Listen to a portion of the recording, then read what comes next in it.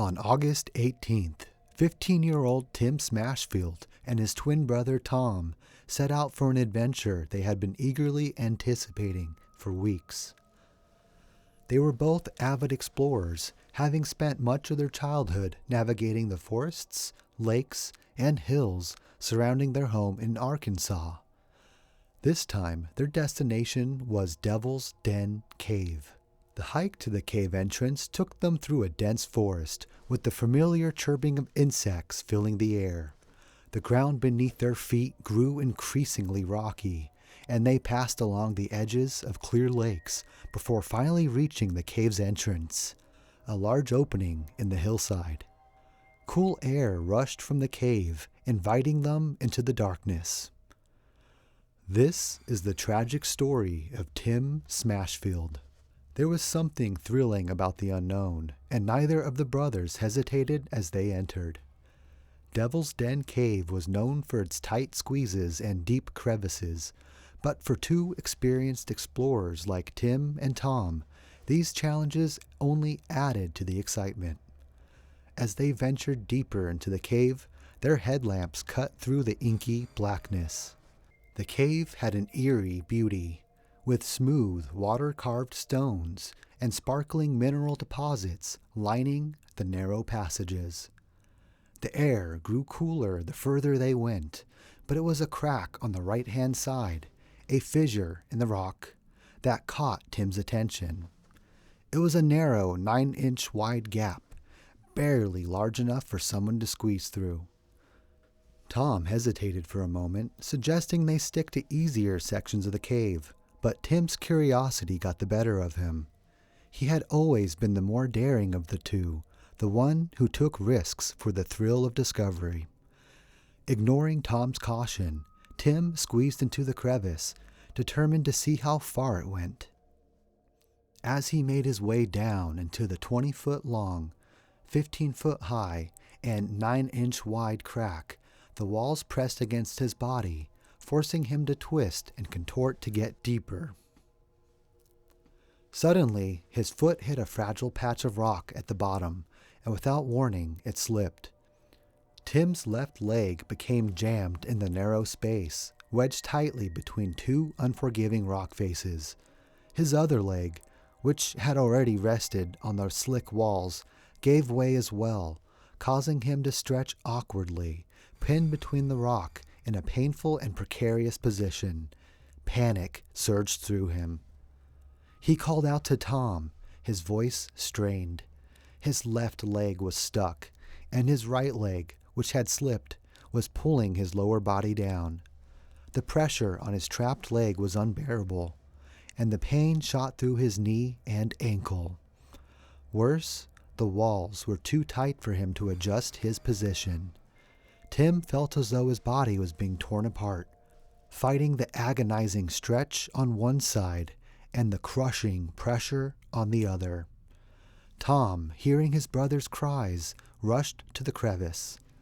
He crouched at the entrance, trying to get a better look. The narrow gap made it impossible for him to reach down and help his brother. Tim's leg was stuck fast, and there was no way Tom could pull him out on his own. Realizing the gravity of the situation, Tom sprinted back through the forest and to the cave, his heart pounding in his chest. By 5:30 p.m., he reached the park's visitor center, breathlessly telling the rangers what had happened. Jeremy Bruce and Tim Scott, two experienced park rangers, grabbed their rescue gear and followed Tom back to the cave.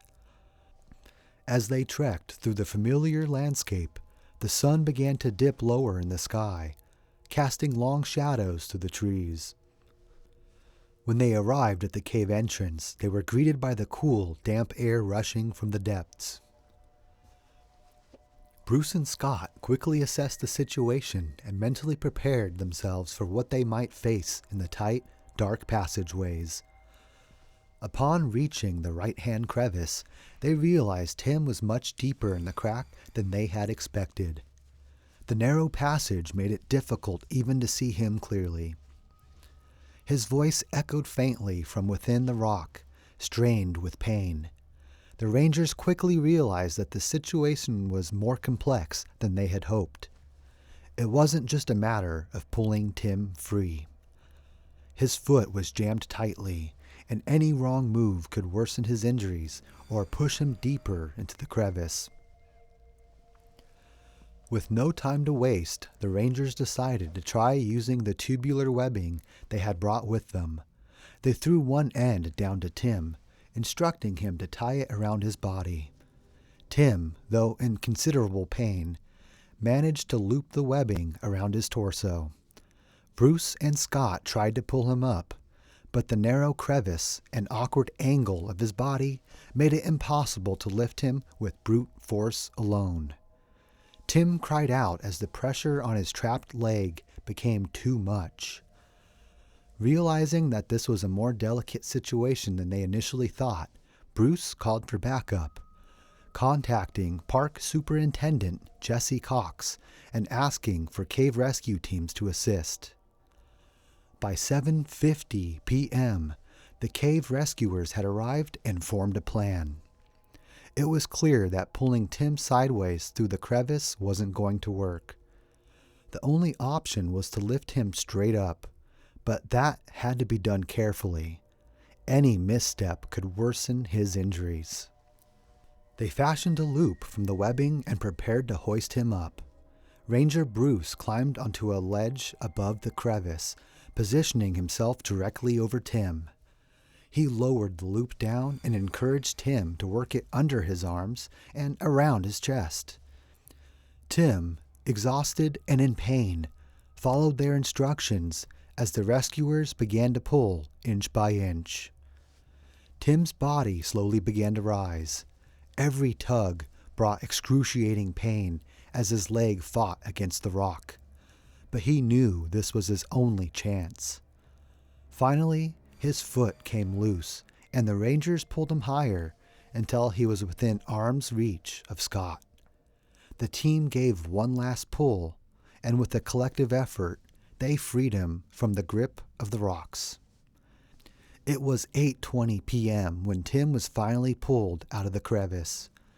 His legs were bruised and swollen, but miraculously, he had escaped without any serious injuries. If you found this story compelling, don't forget to like, subscribe, and hit that notification bell for more gripping tales from the underwater world. Share your thoughts in the comments below. What would you do in a situation like this? Until next time, stay safe, explore wisely, and always respect the depths.